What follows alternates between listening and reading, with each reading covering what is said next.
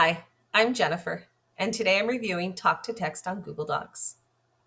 The voice typing function can be found in the Tools section or by using the shortcut keys Control-Shift-S. When you're ready to use the program, simply click on the microphone icon and it starts recording. You can also choose your preferred language by clicking the drop-down box above.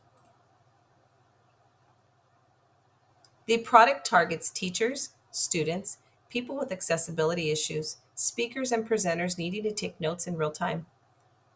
You can type and edit by speaking using your computer's microphone on Google Docs or on Google Slides and Speaker Notes. Voice commands are only available in English. Voice commands allow you to edit and add punctuation, apply text formatting, and highlight or change the color of the text.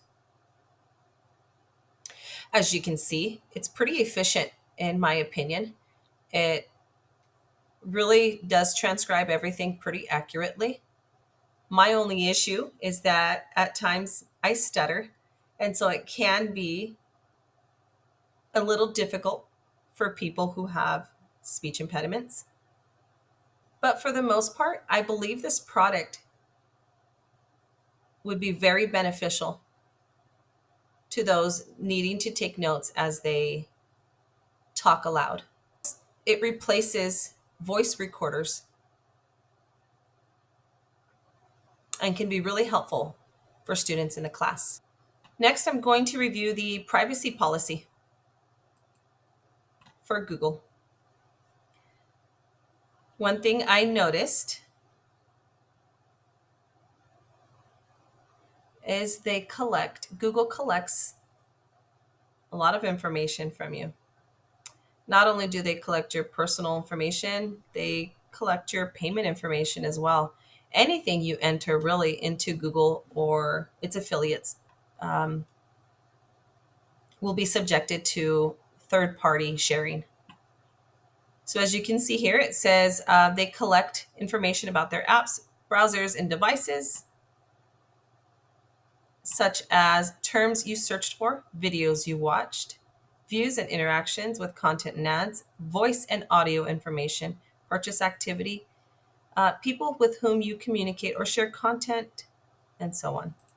We're going to go ahead and check out the voice and audio information. It says here you can choose whether you want to save an audio recording with your Google account. You really have to check your privacy settings to turn some of these features off, like voice recording, where it saves data within its systems. I've also discovered that Google collects your location information anytime you're using Google services, such as GPS and other sensor data from your device, your IP address, activity on Google services from your searches or places you labeled like home or work, information about things near your device, such as Wi Fi access points, cell towers, or Bluetooth enabled devices. I thought this was interesting. You can export a copy of content in your Google account if you want to back it up or use it with an outside service of Google. It gives you an opportunity to delete information and content from specific Google services, search for and then delete specific items from your account using My Activity. So it does give you an option to delete some of the information. So here it says, when Google shares your information, we do not share your personal information with companies, organizations, or individuals outside of Google, except in the following cases: with your consent, with domain administrators, for external processing, for legal reasons. So the security for protecting our information. So it shows here that they use encryption to keep your data private while in transit. They offer security features like safe browsing, security checkup, and two-step verification to help you protect your account. They review their own information collection, their storage and processing practices, including physical security measures to prevent unauthorized access to our systems. They restrict access to personal information to Google employees, contractors, and agents who need that information in order to process it. Anyone with this access is subject to strict contractual confidentiality obligations and may be disciplined or terminated if they fail to meet these obligations.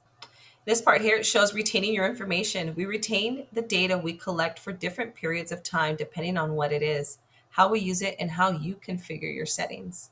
So it's really up to the user to be aware of their Google settings, of their security settings, of their privacy settings, because we really give up a lot of information when we sign up for these accounts, these Google accounts, when we use these products and services. I I mean, in conclusion, I honestly never checked privacy policies anytime I ever signed up for a new program. But I am surprised at how much information Google collects from me.